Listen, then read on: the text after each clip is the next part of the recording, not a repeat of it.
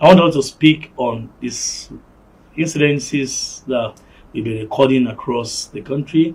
Attacks on banks.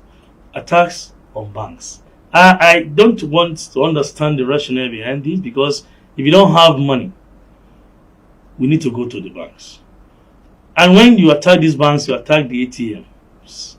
Where do you see the money? Do you expect the bank to put the money on a tray and put in a market square for you to go and pick? No, it is not reasonable. And I want all of us to see from this angle that are we seeing this in the streets as our genuine agitators or protesters?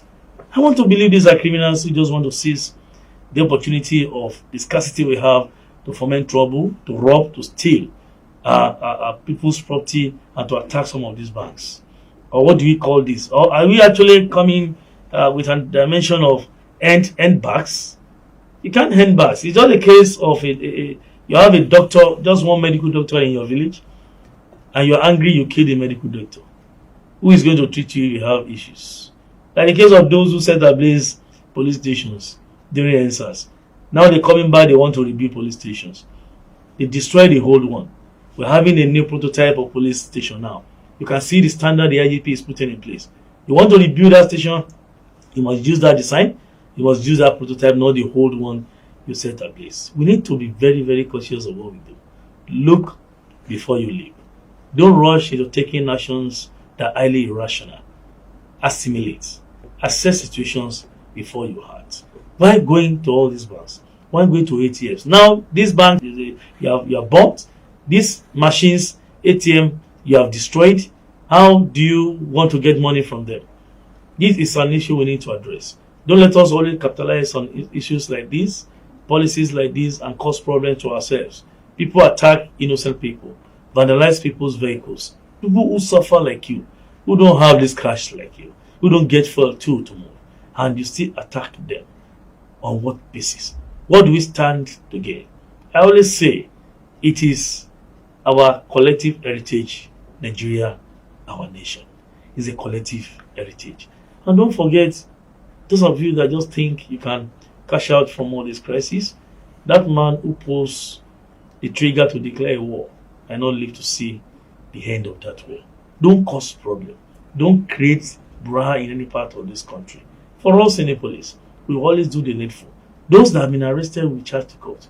And the warning is going out again that we should please desist from this. Because if you go to bank to attack any bank, to rob any bank, the police will not hesitate to do the needful. I think you get that. They will not hesitate to do the needful. It's not a common protest that you think you have a peaceful protest. The moment you're attacking financial institutions, you are an armed robber. And they will treat you as such. They will treat you as such. You don't want to hear issues of fundamental human rights being violated or not. Let us get it straight. It is not a peaceful process by the time you come out and you're attacking ATMs, or you're attacking banks or any financial institution. It is robbery. And will teach you like an armed robber. We want you to be on the same page with us. We want you to calm down. Listen to people who talk to you on this. People have been addressing this matter, and I'm sure this matter is going to be a thing of the past very, very soon. Don't take laws into your hand. Don't go out there to capitalize on this and create an avenue to be creating agony, pains, leave blood, sorrows on the part of your fellow Nigerians. It is not good.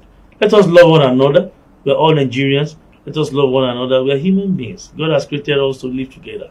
And that's why our coexistence is to the glory of God. And we need to appreciate God for putting us or bringing us together. Let's live like a family.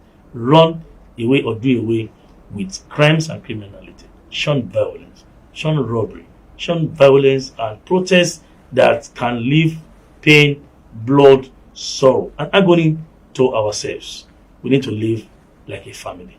From all of us from the Nigerian Police Force, we say the police will not tolerate any act of violence, any act of breakdown of law and order, or any illegalism or vandalism in any part of the country.